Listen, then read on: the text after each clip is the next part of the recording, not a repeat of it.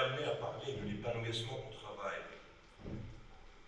Certainement, vous allez voir, je ne dirais pas il y a un antagonisme, mais il y a quelque chose là. Alors que vous tous le lundi, vous postez que c'est difficile. Et le samedi, vous aimez bien. Donc, comment vous parlez d'être épanoui, alors que dès le lundi, vous postez que c'est difficile, vous postez une fiche que c'est difficile le lundi, un peu le mardi, un peu le mercredi, un peu le jeudi, et puis vendredi, c'est bien, excellent.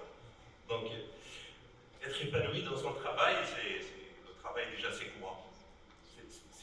On accepte une servitude volontaire et on accepte une hiérarchie sociale, une dominance sociale. On les accepte les deux.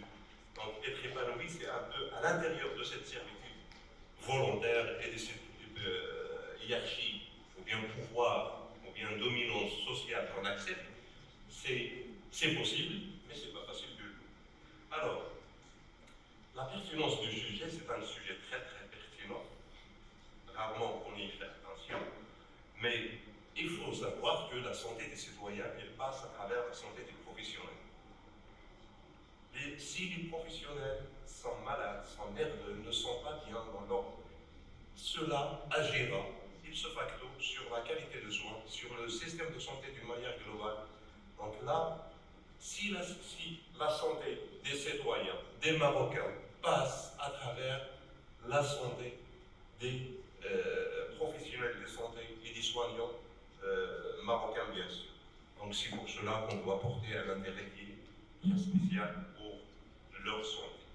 Les grands changements du système qui ne cessent de prendre l'ampleur avec une société mutante, soit sur le plan international, vous l'avez vu dans le cadre de Covid, soit sur le plan national, où vous voyez qu'il y a des changements extraordinaires qu'on appelle refonte du système de santé, avec tout ce qu'il amène d'incertitude pour les professionnels de santé. Transposition du modèle de production, là, actuellement, la santé n'est plus comme avant, surtout ce qu'on appelait avant santé publique, c'est plus dans un cadre public économiquement, la santé publique comme une pensée, comme une manière de voir la santé. Maintenant, c'est la notion de la production et de la productivité, ce qui met aussi beaucoup de pression dans le créneau de système de soins. Alors, cet épuisement et cette souffrance dans le travail, il a bien sûr des retombées, soit humaines, soit économiques, sur les systèmes de santé. Au travers du monde, il y a beaucoup de statistiques. Chez nous, au Maroc, on n'a pas de statistiques réelles, mais elles pèsent beaucoup sur les systèmes de santé. Et vous voyez, vous remarquez aussi une grande hémorragie que nous voyons, nous, dans notre système de santé, avec soit l'immigration, on quitte le Maroc pour aller travailler ailleurs, surtout les non-soignants.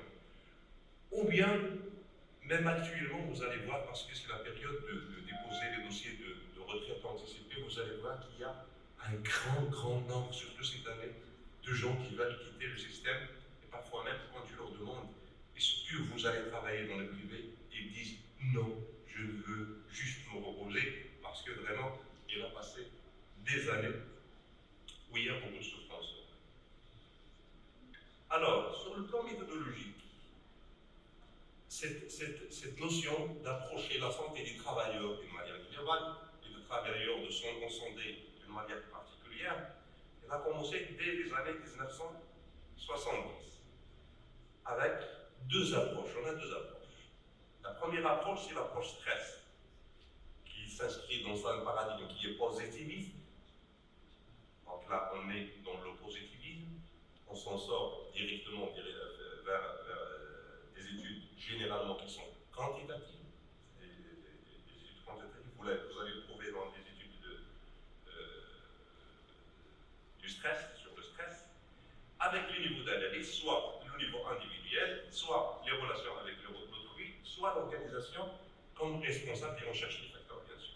Il y a une deuxième approche qui est la psychodynamique du travail, qui est au contraire un paradigme qui est compréhensif, c'est de l'herméneutique, quelque part, on cherche le sens de ce que, normalement, fait souffrir les infirmiers, les infirmières, les soignants de manière globale, proposé par Christophe Dejour. Et l'autre, c'est la psychologie. L'autre, c'est l'approche stress, c'est la psychologie positiviste. L'autre, elle n'est pas positiviste, c'est l'approche privée. Et là, on privilège les études qualitatives. Je passe là par là, donc voilà. Je suis désolé pour ça. Donc, ce que je dis tout à l'heure, c'est là, normalement, on a deux approches, une positiviste, une qui est subjectiviste, qui est normalement, qui s'inscrit dans l'herméneutique, la phénoménologie, le vécu, ce que vous pouvez dire, avec les trois niveaux pour le stress, pour les études du stress, et bien sûr l'approche qui est multidisciplinaire pour l'approche qui est la psychodynamique de travail, et en particulier le travail de la santé. Alors, au début, le point d'entrée, c'était les études de stress, c'était les études objectivistes qui étaient normalement le point d'entrée de ces études quand on a commencé à faire attention pour normalement la santé des travailleurs. S'il vous plaît, est-ce que je suis déjà à 13 minutes? Ça m'étonne parce que ça a commencé avant. Merci pour les organisateurs de prendre en considération. Je suis dans le deuxième slide. Alors,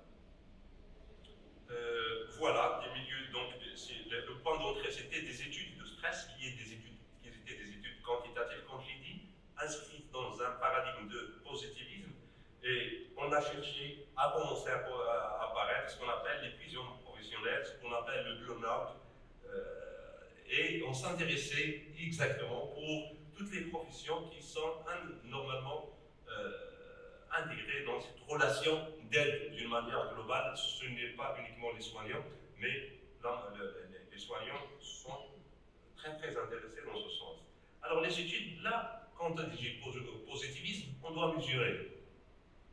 On doit mesurer, et on mesure avec des échelles. Et vous le savez bien, la plupart de vous travaillent avec ça, des échelles de stress, différentes échelles de stress, des échelles de qualité de vie, des échelles, c'est toujours de quantitatif. Et la question est là, quoi mesurer? C'est quoi le stress? Donc on va définir quoi mesurer, qu'est-ce qu'ils sont comment déterminer ce qu'on mesure, et puis par quoi on peut les mesurer, et à quel point cet outil ne mesure ces phénomènes. L'autre approche, c'est la psychodynamique de travail. Là, c'est un peu différent. C'est du qualitatif. C'est une dynamique qu'on veut normalement comprendre, dynamique compréhensive. Elle est d'une grande utilité parce qu'elle est un complément pour la première. Et là, la souffrance, comme j'ai dit, c'est un peu la vision freudienne, elle est déterminée comme une pression qu'on vit au travail sans des charges psychiques que le travail nous impose, de telle manière que si on trouve des issues pour décharger ces charges, on sera plus ou moins épanoui, mais s'il n'y a pas d'issue, normalement, on parlera de la souffrance au travail. La souffrance s'installe s'il n'y a pas d'exutoire. Voilà les principes de la psychodynamique du travail. C'est le gros, c'est le travail et son organisation. Première prémisse, le sujet en quête d'accomplissement. Déjà, le travail, c'est une quête d'accomplissement soi-même. Déjà, pour faire là la comparaison entre une personne qui travaille et une personne qui est chômeur, vous allez voir vraiment l'utilité et économique et psychologique du travail. Donc, le sujet, il est toujours en quête d'accomplissement, d'abord avoir un travail, et même à l'intérieur du travail, elle cherche normalement l'accomplissement, elle est continue. La quête de cet accomplissement, elle est continue. La deuxième, c'est toujours le travail réel, le travail qui dépasse toujours le travail réel. C'est les rapports sociaux aussi. Et puis l'identité, c'est la construction de l'identité au travail, s'appuie sur le nécessaire regard des autres, c'est comment les autres voient ce que nous faisons, le reconnaissent ou le reconnaissent pas, le valorisent ou la valorisent pas, est quelque chose pour eux, est utile pour la société, on n'est pas utile pour la société. À tel point la société nous voit comme des personnes utiles ou pas, là, c'est ce qui donne normalement cette identité aux soignants. Alors, dans des revues systématiques normalement faites dans ce sens, et généralement qui sont internationales, certains résultats sont comme suit. Alors, le premier, c'est qu'il y a des facteurs. Vous voyez, les études quantitatives, on parle des facteurs. Des facteurs soit organisationnels, donc là, on est soit dans la surcharge de travail, par exemple, nous, face à la mort, par exemple, la confrontation à la mort, beaucoup de choses aussi sont à faire entrer dans ce sens qui est organisationnel. Et puis les facteurs qui sont inter-individuels sont des facteurs de soutien. Est-ce qu'on est soutenu par les soignants comme nous? Est-ce qu'on est soutenu par la hiérarchie? Est-ce qu'on est soutenu par les amis, la famille, puisqu'ils reconnaissent ce qu'on fait pour eux? Et puis les facteurs intra-individuels. Là, j'ai trouvé beaucoup il n'y a pas un consensus commun dans la littérature parce qu'il y a beaucoup des idées et des contre-idées. De telle manière, par exemple, il y a différence entre femmes et hommes dans ce sens, l'âge, l'ancienneté dans le service. Mais généralement, il y a des avis un tout petit peu qui se contrarient de temps en temps. La seule liaison qui est un peu très significative, c'est celle qu'on fait entre le burn-out et le coping, surtout sur le plan émotionnel. Pour l'autre, les résultats des études du type psychodynamique. Alors là, le premier résultat qui sort, c'est le manque de reconnaissance professionnelle. Tellement quoi? Tellement les infirmiers ou bien les soignants, ils perçoivent qu'ils sont plus responsables que reconnus. Ça veut dire qu'ils perçoivent qu'ils ont beaucoup de responsabilités et moins de reconnaissance, plus responsables que véritablement autonomes dans leurs actions. Alors, la deuxième, c'est le manque de reconnaissance de la part de la hiérarchie. Donc la hiérarchie, est-ce qu'elle reconnaît ce que vous faites? Par exemple, un hôpital, quand il est réputé, est-ce que normalement les soignants font partie de cette réputation? À tel point, cette réputation, les soins infirmiers ou bien ce que font les soignants est reconnu dans une telle réussite ou un tel exploit à l'hôpital ou ailleurs, ou dans la prévention. Donc les types de soins et la reconnaissance de leur place de la promotion, de la protection, de la santé, ce que on les reconnaît depuis le haut, depuis la politique nationale, ça veut dire, d'ailleurs je vous dis n'importe quoi maintenant, est-ce que vous inscrivez les soins infirmiers? Est-ce qu'ils sont comptables? Est-ce qu'ils sont payables? Est-ce qu'ils sont reconnus par le système de santé en lui-même, le ministère de Santé pour réduire?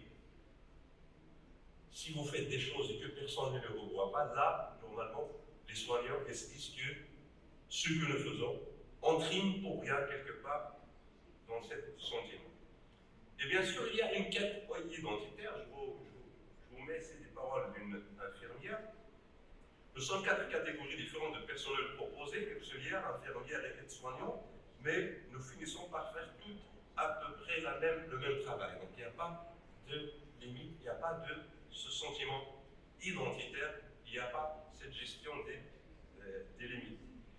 Et puis, en quatrième, cette méthode nous a permis de dire en quatrième que normalement la relation d'aide et d'accompagnement, qui était placée dès le départ comme point clé de stress, comme point de départ de stress, on a trouvé qu'il est au contraire, les soignants ne souffrent pas des patients. Ça veut dire ce n'est pas un facteur de risque, c'est un facteur de protection. Plutôt qu'ils souffrent de l'organisation de travail, de la hiérarchie de travail, de cloisonnement de travail et de la non-reconnaissance de leurs efforts et de ce qu'ils font. Alors je reviendrai au Maroc, donc tout de suite. Sur le plan scientifique, j'ai trouvé beaucoup des études sur le stress. Ah, ça n'a pas marché. Ah, je suis désolé.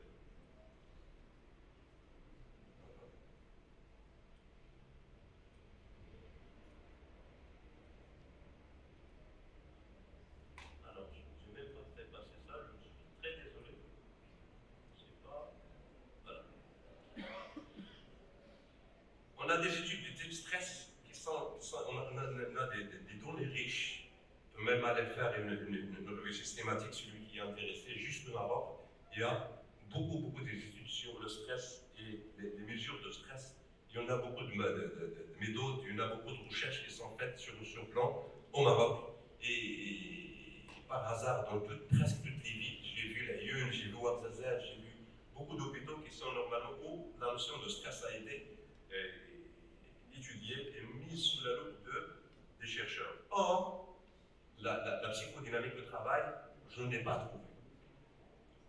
Ce qui fait un malheur parce que les sciences infirmières, les sciences des soignants en général, elles omisent la partie qui est qualitative alors que c'est le cœur de leur recherche.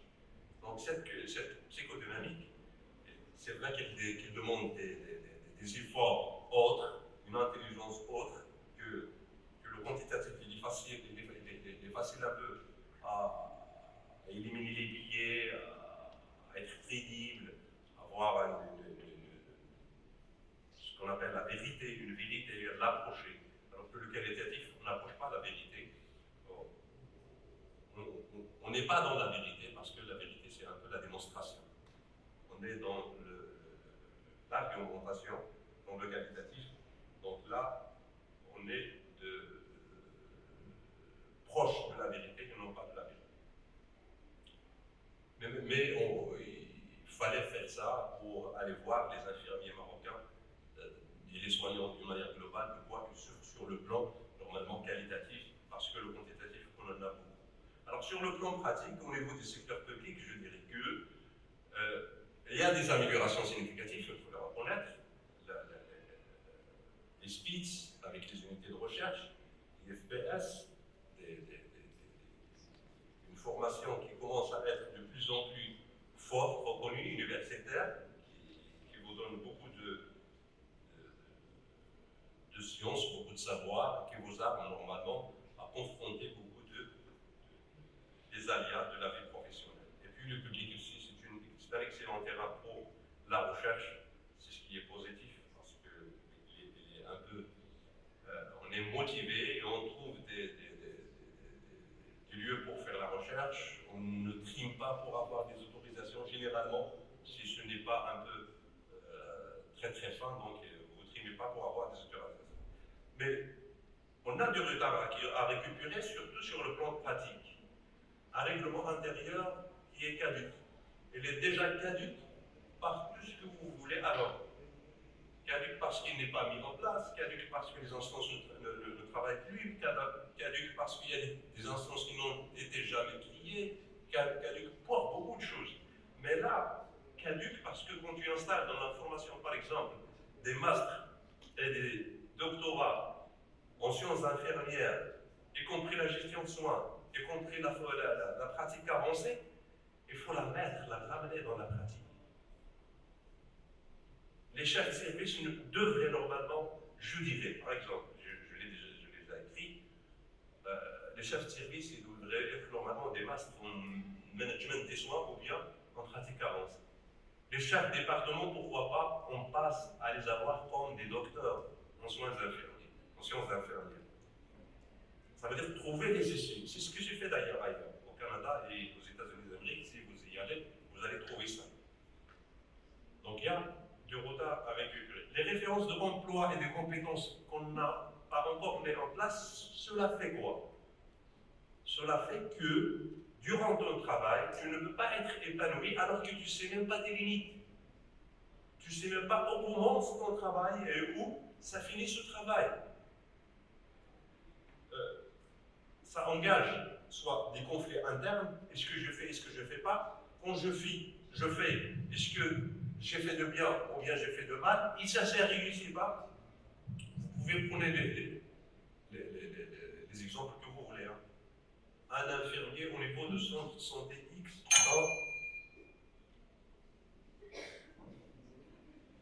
je peux avoir quelques minutes? Non? Si. J'ai 5 minutes. Merci beaucoup. Un infirmier au niveau du rural, elle sait bien qu'est-ce qu'une angine, elle sait bien le traitement, elle sait bien et il voit bien que son patient souffre. Mais ce qu'il peut faire? Alors non, sur le plan légal. Mais aussi, est-ce que je peux je dois envoyer ce patient 50 km pour voir un médecin, tellement on a des déserts médicaux. Pour voir un médecin me rapporter une ordonnance, rien que pour faire une extensiline QG, ou bien pour lui donner un amoxicilline QG et un anti-inflammatoire QG et que je connais.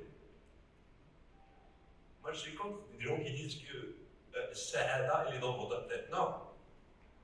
Tu peux vivre dans une cabane et être heureux. Non. Je vais être heureux, épanoui. C'est pas uniquement à l'intérieur de moi-même. Oui, à l'intérieur de moi-même, ça marche. Mais aussi à l'extérieur. Je ne veux pas sortir de chez moi et trouver un tel nombre de mondiaux et tu me dis, tu es heureux. Tu t'assois dans un café à manger et puis tu es entouré par des mondiaux qui te disent paye-moi quelque chose, tu me dis que tu es heureux, tu ne seras pas heureux. Moi je suis contre ceux qui disent que être heureux dans sa tête c'est être heureux. L'environnement total doit nous amener à ce bonheur global et notre bonheur est dans celui des autres et n'est pas uniquement le nôtre. Et puis le management hospitalier, il faut en parler, le management hospitalier il est encore un peu en retard-chine. Je ne peux pas détailler plus maintenant. Et on a une image globale à améliorer. Des hôpitaux, des systèmes de santé. لا تجلس في بلاصه تتحشم تقول لهم انا راه خدام في السبيطار الفلاني. علاش؟ لأن tellement السمعه ديال هذاك السبيطار اللي et tu veux que ce soignant soit épanoui. Non. Cet épanouissement, il est lié. Il n'est pas uniquement lié à une chose. Au niveau du privé, je dirais la même chose. Généralement, un privé de nature familiale, c'est vrai que récemment, ils commencent à encourager la formation. Ils appellent pour faire des formations, pour la capacitation de leur personnel, mais elles sont sceptiques pour toute chose qui est amélioration qualité, pour toute chose qui est critique et toute chose qui est recherche. C'est difficile d'aller voir les soignants dans une clinique et leur distribuer est-ce que vous êtes épanoui. Eh bien, il faut s'attendre à des grands billets en relation avec le patron. Donc là, c'est un grand travail à faire. La loi d'exercice de profession soignante, elle est caduque.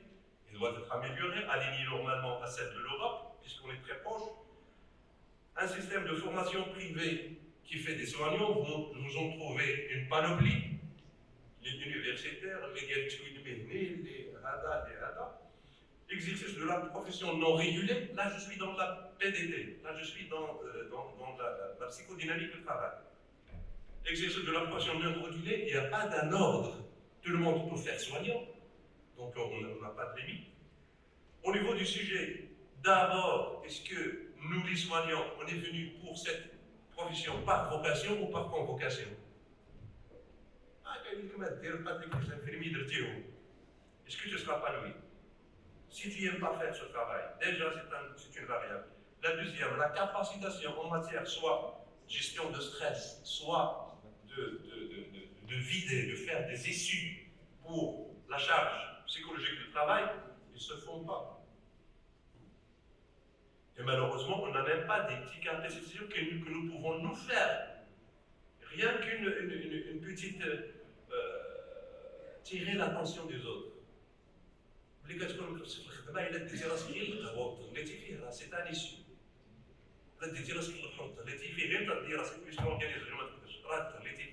Si tu ne gères pas tes petites secousses psychologiques, eh bien attends un psychiatre vers le bout de la ligne. Car un psychiatre le fera dans le bout de la ligne. C'est à nous aussi de prendre soin de nous-mêmes, puisque l'organisation en manque. Et je reviens sur la culture globale du travail, la culture générale du travail. Qu'est-ce que le travail pour nous? Est-ce qu'on est une société qui aime travailler ou on est une société qui aime Alors, merci beaucoup, donc je ne vais pas m'éloigner. Voilà, le dernier slide il est comme ça. J'aimerais bien que vous le montrez. Un soignant épanoui au travail, c'est un soignant engagé et fidèle à l'organisation. Et bien sûr, c'est une productivité, organisation performante, qualité de soins, citoyens satisfaits, tout ce que vous voulez. Mais la nécessité première est une condition